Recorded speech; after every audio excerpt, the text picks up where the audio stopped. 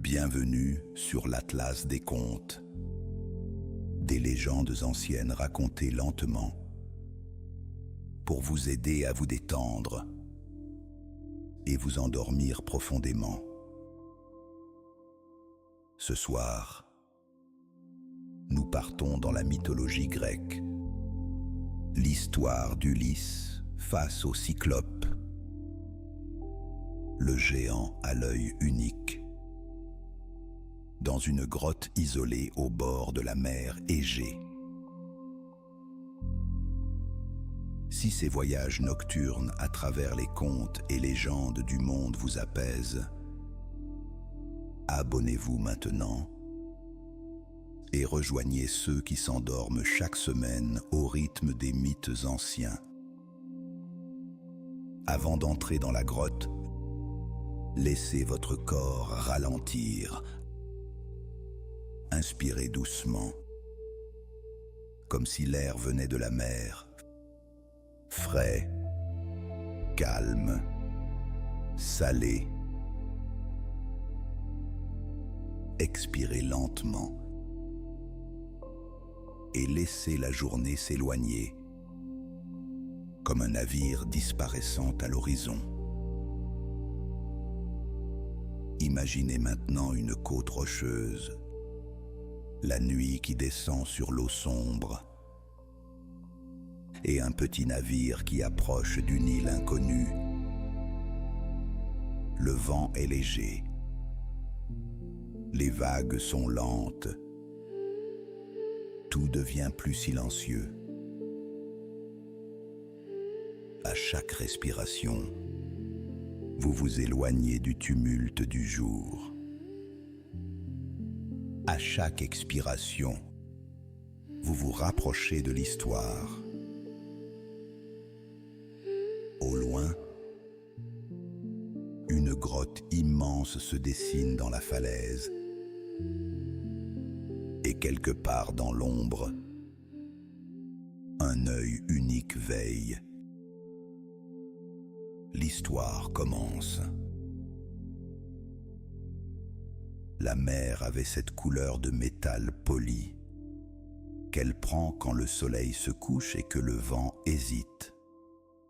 Les rames grinçaient, les hommes avaient les mains ouvertes en plaie, et pourtant, ils continuaient, parce que la faim mord plus fort que la fatigue. Ulysse se tenait debout à la proue, immobile, comme s'il pouvait forcer l'horizon à se calmer rien qu'en le fixant. Ils n'avaient pas seulement quitté Troie, ils avaient quitté une époque de leur vie. 10 ans de guerre, 10 ans à dormir avec une lance à portée de main, 10 ans à apprendre à reconnaître le bruit d'une flèche avant même qu'elle ne siffle. Et maintenant, la mer les ramenait, ou faisait semblant.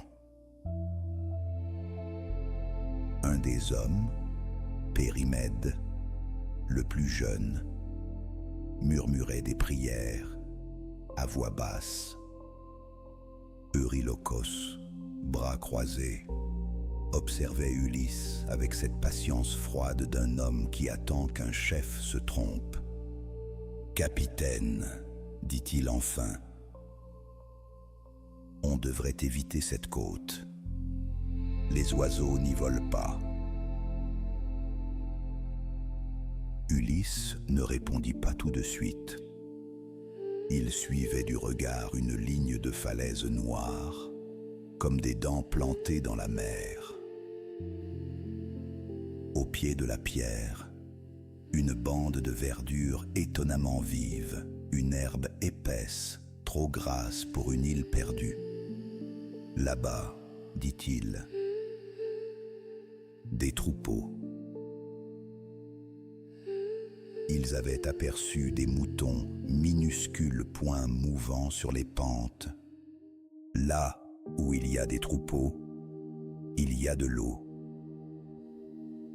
Là où il y a de l'eau, il y a une chance de survivre. Ils accostèrent dans une anse étroite. L'air sentait le fenouil sauvage et la laine humide. Aucun feu, aucune fumée. Pas de traces de navire. Une île qui ne connaissait pas les hommes ou qui ne les appréciait. Ulysse choisit 12 compagnons, les meilleurs officiellement. En vérité, aussi ceux qu'il pouvait sacrifier sans perdre l'ossature de l'équipage. Eurylochos voulut venir. Ulysse refusa d'un signe. Reste avec les navires. Si on ne revient pas avant la nuit, tu repars. Le regard d'Eurylochos ne bougea pas, mais un muscle au coin de sa mâchoire se contracta. Il obéit sans protester. Ce silence était une menace. Ils grimpèrent. Plus ils montaient, plus l'île semblait déserte, jusqu'à ce qu'ils sentent l'odeur du lait chaud, du fromage. Une bouche sombre s'ouvrait dans la falaise, une grotte si large que 2 chars auraient pu y entrer côte à côte. Devant, des traces de sabots. À l'intérieur, une chaleur animale, une respiration lente qui n'était pas celle d'un homme. On prend de quoi manger et on part, souffla Antiphon, un marin au nez cassé. Sans jouer les héros. Ulysse leva la main, ordonnant le silence. Ils entrèrent. La grotte n'était pas un refuge, c'était un royaume. Des claies de bois séparaient les chèvres des moutons. Des jarres de lait étaient alignées comme des soldats, luisantes de graisse. Des meules de fromage énormes, empilées jusqu'au niveau du torse. Dans le fond, un foyer noirci, des os blanchis, trop longs pour être des os de mouton. Périmède s'arrêta, calme. « Ce ne sont pas des bêtes, » murmura-t-il. Ulysse s'accroupit, ramassa un morceau d'os, le pesa dans sa main. Trop lourd, trop dense. Il releva la tête, et son instinct, ce vieux briscard, grogna dans sa poitrine. « Prenez, dit-il, mais pas tout. » Juste de quoi? Il n'acheva pas sa phrase, parce qu'un bruit monta derrière eux, un frottement de pierre contre pierre, puis un souffle profond, comme si la montagne respirait. L'ombre entra la première, Polyphème. Le nom n'existait pas encore dans leur bouche, mais l'idée d'un résident, elle, existait déjà. C'était une masse, une hauteur qui forçait le regard à grimper, des épaules larges comme des portes. Au centre du front, un œil unique, rond, brillant, qui capta la lumière comme une pièce d'or trempée dans le sang. Il poussa son troupeau devant lui, puis, sans même regarder, saisit un rocher dehors. Le rocher n'était pas un rocher, c'était une paroi. Il le roula d'un seul geste, et l'entrée fut scellée. La nuit tomba d'un coup, même si le soleil existait encore dehors. Les Grecs se tassèrent. comme si se faire petit pouvait les rendre invisibles. Ulysse avança d'un pas. « Nous sommes des voyageurs, dit-il. Nous demandons l'hospitalité, selon la loi de Zeus. » Le cyclope tourna lentement la tête vers lui. L'œil le fixa, et Ulysse eut l'impression absurde d'être un animal au marché, évalué pour sa viande. Zeus questionna le cyclope. « Ici, Zeus ne commande pas. » Il s'approcha. L'air autour de lui sentait la mer et le lait caillé. « Tu es dans ma maison, petit homme. » Ulysse sentit ces hommes trembler derrière lui. Il pensa à la règle sacrée, à la protection des hôtes. Il pensa aussi à une autre règle. Ici, aucune règle ne vivait. Polyphème tendit la main. Ses doigts se refermèrent sur 2 Grecs comme on attrape 2 poulets. Puis les mangea, sans feu, sans couteau. Les Grecs reculèrent jusqu'à sentir la paroi froide dans leur dos. Ulysse ne bougea pas. Son ventre se révolta, mais sa tête, elle, travaillait. La mort avait une odeur, et il fallait s'y habituer si on voulait la contourner. Polyphème s'essuya la bouche, comme après un repas banal. « Vous êtes bon, » dit-il presque surpris. « La mer vous engraisse. » Il s'allongea près du foyer. Son souffle fit trembler le sol. Les Grecs restèrent figés, incapables de parler. Dans l'obscurité, Ulysse sentit la main de Périmède agripper son bras. « On va mourir », souffla le jeune homme. Ulysse ne répondit pas. Il écoutait le ronflement du géant, calculant la distance jusqu'au rocher, évaluant l'inutile.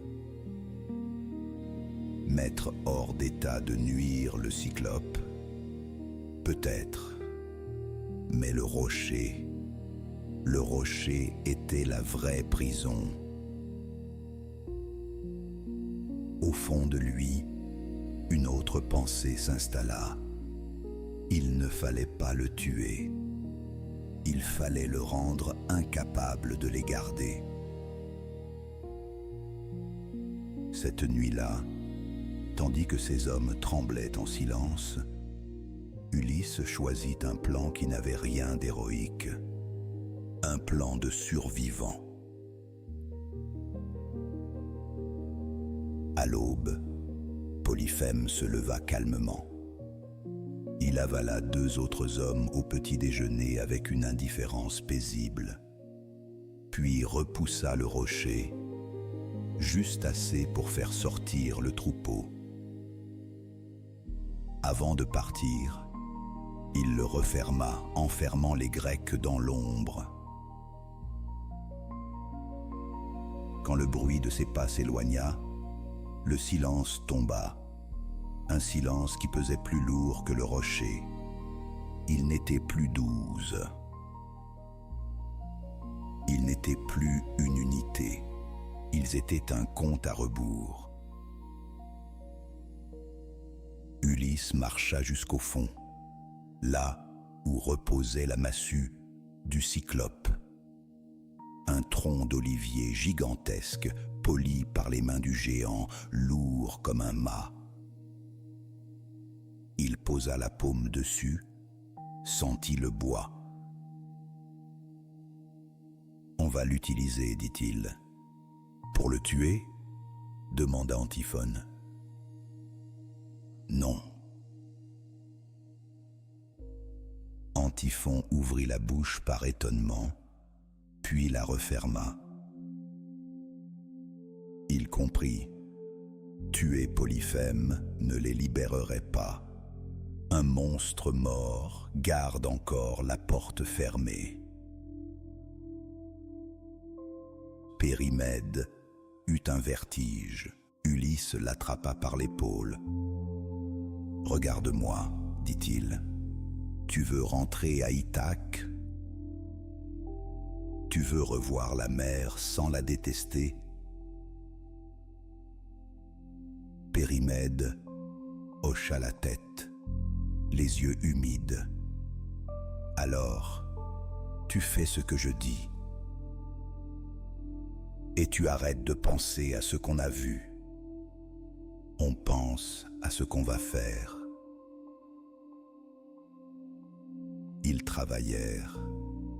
Ils cassèrent une pointe, l'aiguisèrent avec des pierres, la polirent jusqu'à ce qu'elle puisse entrer dans une chair comme dans un fruit mûr. Chaque coup de pierre était un battement de cœur. Pendant qu'il taillait, Antiphon murmura: « Tu crois vraiment qu'il peut ressentir la peur ?» Ulysse ne répondit pas tout de suite. Il imaginait l'œil unique, ce cercle vivant, cette fenêtre qui contrôlait tout. La chasse, la capture, le plaisir. « Il n'a peur de rien, dit-il finalement. Alors, on va lui apprendre. »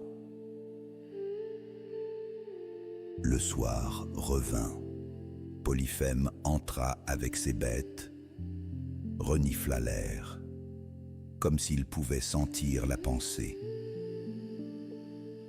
Ulysse se plaça en avant, tenant une outre de vin.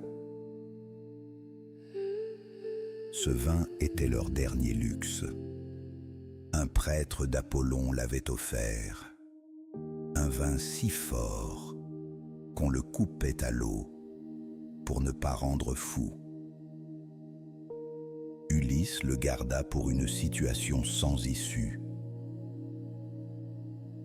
C'était ça, une situation sans issue. Un cadeau, dit Ulysse, la voix stable. Pour toi. Polyphème plissa son œil. L'odeur l'attira. Du sang, demanda-t-il. Non. Du raisin. Du soleil emprisonné. Le cyclope prit l'outre, but. Sa gorge fit un bruit profond, un avalement d'abîme. Il but encore. Le vin coula sur sa barbe. Encore, ordonna-t-il. Ulysse lui en donna. Polyphème rit, un rire qui secoua les jarres, qui fit bêler les moutons. Petit homme, tu as un courage stupide. Nous avons appris à survivre, répondit Ulysse. Le cyclope vida l'outre. Sa paupière battit.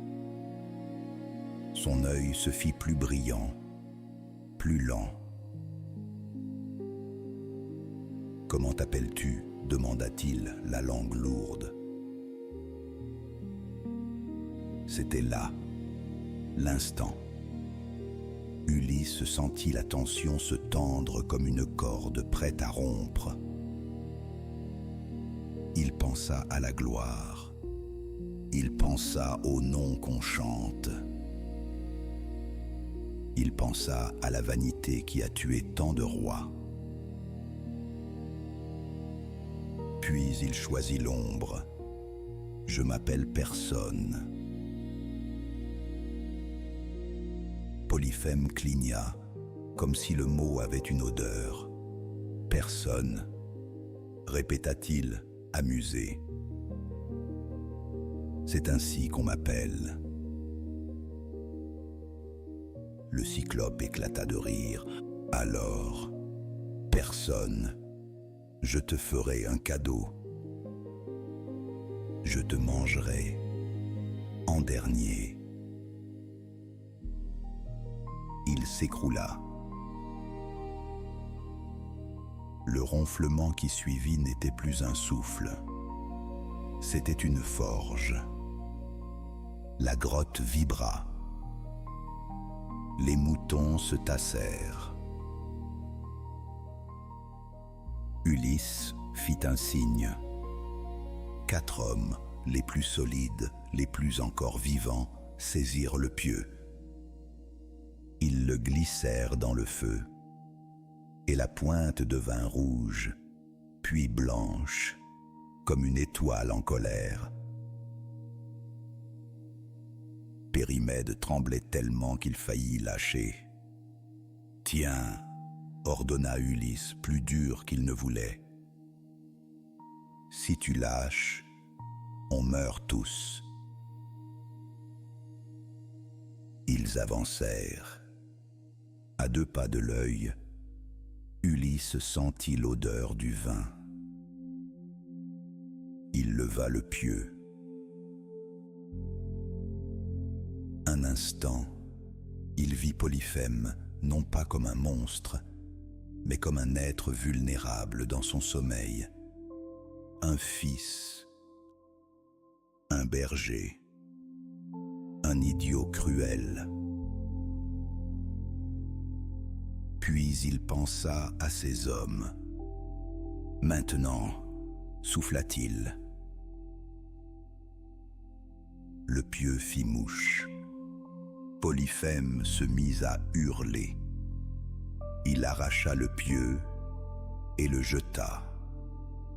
Ses mains balayaient l'air, frappant les parois, renversant des jarres, brisant des meules.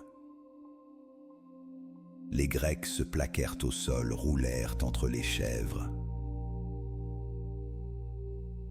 « Qui rugit Polyphème. Ulysse, le souffle court, répondit dans l'ombre. Personne. Le cyclope hurla encore, et l'écho porta son cri hors de la grotte, sur toute l'île. Des voix répondirent dehors, d'autres cyclopes, lourdes silhouettes dans la nuit. Polyphème, qu'est-ce qui t'arrive? Polyphème, aveugle, cria « Personne me tue, personne me trahit ». Un silence, puis des rires épais, incompréhensifs. Si personne ne te fait du mal, alors tais-toi et dors, grogna une voix. Les dieux t'ont rendu fou. Leurs pas s'éloignèrent. Polyphème resta seul, gémissant, frappant l'air comme un homme qui se noie dans le vide. Ulysse sentit une étrange pitié, une pitié dangereuse, inutile, presque honteuse. Il la repoussa. La pitié n'ouvre pas les portes. Toute la nuit, ils se cachèrent, évitant les mains du cyclope. Plusieurs fois, une paume géante passa à un cheveu du visage d'Antiphon. Plusieurs fois, un Grec retint son souffle jusqu'à en devenir bleu. À l'aube, Polyphème se traîna vers l'entrée. Il déplaça le rocher, juste assez pour que les moutons sortent. Puis il s'assit dans l'ouverture, bras tendus, prêt à palper chaque bête. Ulysse observa le ventre serré. Le plan devait changer. Sortir en courant était impossible. Polyphème, aveugle, restait un mur. Alors Ulysse regarda les moutons. La laine épaisse, le ventre bas, les pattes qui avancent sans réfléchir. Sous eux, murmura-t-il. Antiphon écarquilla les yeux.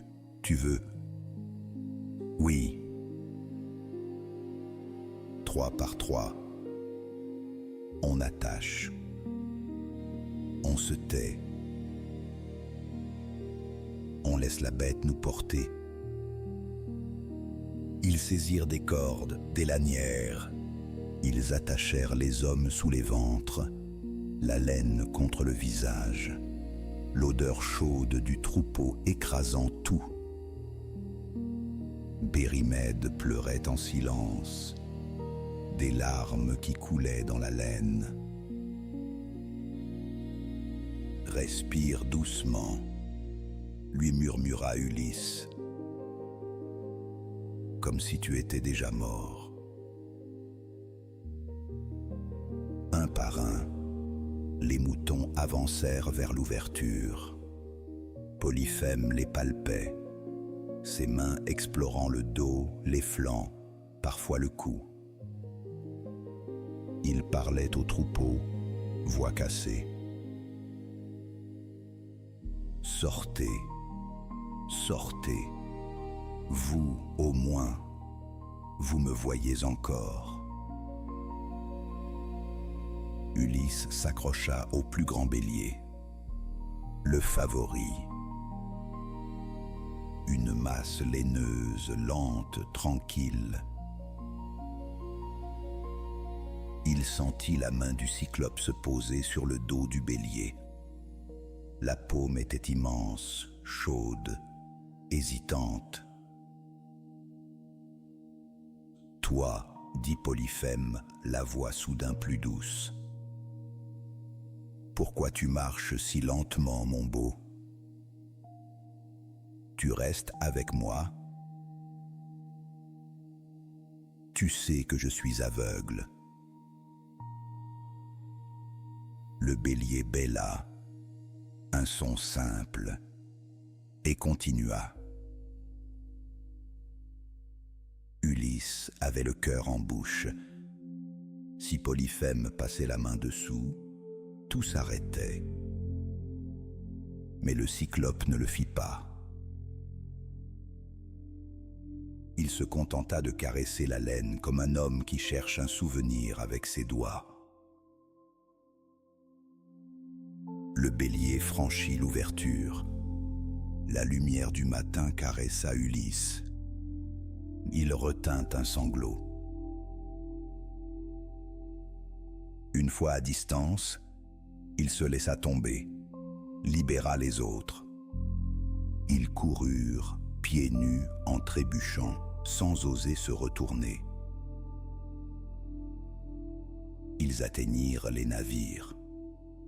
Eurylokos les vit arriver, moins nombreux. Son regard devint une lame.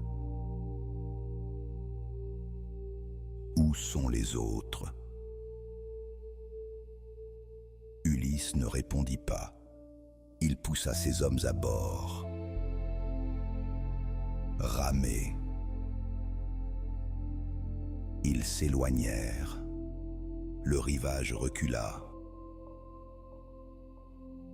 Ils ramèrent jusqu'à sentir la mer s'ouvrir devant eux, comme si la distance pouvait effacer ce qu'ils venaient de vivre. Le rivage rapetissa. La grotte devint une simple tache sombre dans la falaise. Et pourtant, Quelque chose restait accroché à leur peau. L'odeur du lait, la laine humide, et cette peur sourde, celle qui ne crie pas, mais qui s'installe.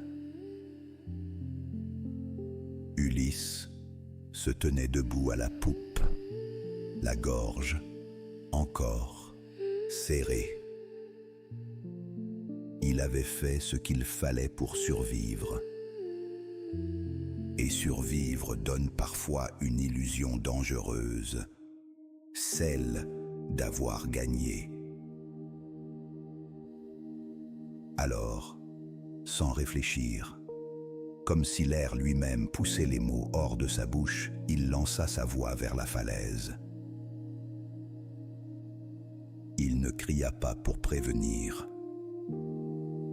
Il parla pour être reconnu. Il donna son nom au vent, son vrai nom. Et à cet instant, les hommes cessèrent de ramer une fraction de seconde, comme si même leurs bras comprenaient avant leur esprit. Sur la falaise, Polyphème apparut. Une masse titubante, la main contre son visage, l'œil détruit, la rage posée sur lui comme une chaleur. Il écouta, et il sut. Il ramassa un rocher, non, une portion de falaise, et la lança au hasard, guidé seulement par le son. La pierre frappa la mer devant les navires. L'impact souleva une vague lourde qui fit gémir le bois, qui fit vaciller les hommes comme des enfants. Ulysse sentit le sel lui brûler les lèvres. Il sentit surtout autre chose. La certitude froide qu'il venait de transformer une fuite en destin. Polyphème tourna son visage vers le ciel, comme si le ciel avait des oreilles. Père, Poséidon. Le nom du dieu glissa dans l'air, lentement, avec le poids d'une pierre qu'on laisse tomber dans un puits. Puis la malédiction vint, non comme une explosion, mais comme une phrase qu'on scelle. Qu'il ne rentre pas, ou s'il rentre, qu'il rentre brisé, qu'il perde ce qu'il aime. Les rameurs continuèrent, plus vite, plus bas, sans regarder derrière. Et c'est là que le monde changea. Pas avec un éclair, pas avec un tonnerre, avec un détail. Le vent. Il tourna d'un demi-souffle. Un souffle trop précis pour être naturel. La mer se plissa, comme une peau qu'on froisse. Les vagues devinrent plus lourdes, plus épaisses, comme si quelque chose en dessous s'était réveillé. Ulysse resta debout, immobile. Il comprit trop tard une vérité simple. Donner son nom à un ennemi, c'est aussi le donner aux dieux. Derrière eux, l'île reculait. Devant, l'horizon ne promettait plus rien. et dans le bruit doux des rames, dans le souffle régulier des hommes épuisés. On aurait presque pu croire que tout redevenait calme. Presque. Parce que la mer, elle, n'oublie pas. La mer se souvient des noms. Et maintenant, alors que la mer Égée retrouve son calme, que les falaises s'assombrissent sous la lumière des étoiles, et que les vagues effacent peu à peu les traces du tumulte, laissez votre esprit s'éloigner, comme un navire porté par un vent plus doux, loin des cris, loin des rochers, vers une nuit paisible et profonde. Si l'histoire d'Ulysse et du Cyclope vous a touché, vous a fait voyager, ou vous a accompagné doucement vers le sommeil, n'hésitez pas à partager vos impressions dans les commentaires. Si ces légendes anciennes vous apaisent le soir, abonnez-vous à la chaîne et activez les notifications pour ne manquer aucun nouveau voyage à travers les mythes du monde. Et si cette traversée nocturne vous a guidé vers le repos, un simple j'aime est une belle façon de soutenir ce travail et de permettre à ces récits anciens, entre ombre et lumière, de continuer à naviguer de génération en génération. Le conteur vous remercie de votre écoute et vous souhaite une douce et agréable nuit.